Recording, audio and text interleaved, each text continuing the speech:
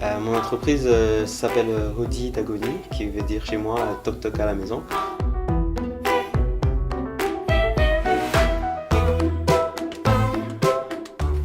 Bonjour, je m'appelle Gianfar, j'ai 25 ans et je suis étudiant en stratégie digitale et innovation numérique à l'université de Rennes.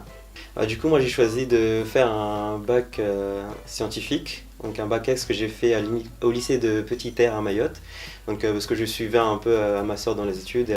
Et après ça, je cherchais un peu à poursuivre en université, donc j'ai regardé un peu ce qui me correspondait. Donc ma première orientation, c'était que je voulais pas faire de la physique, puisque c'était un peu technique et très abstrait pour moi. Donc j'ai cherché autre chose qui pourrait plus me correspondre. Et je me voyais plus dans la gestion, l'organisation d'équipe, de travail, de projet.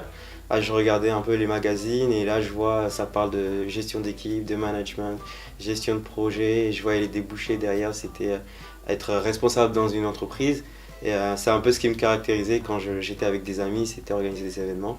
Donc là je me suis dit allez je file dedans, en plus il n'y a pas la physique donc c'est parfait.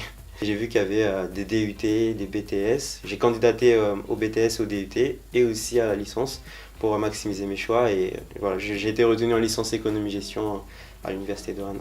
Moi, à la base, je voulais faire des études de licence économie-gestion pour devenir manager.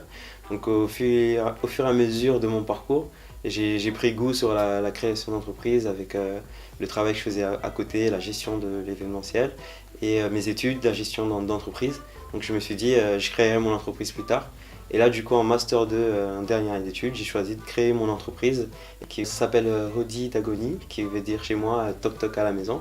Donc l'idée, en fait, c'est d'apporter des fruits et légumes locaux aux habitants de Mayotte dans un premier temps. Voilà, on va voir si ça marche et on verra bien à la rentrée prochaine.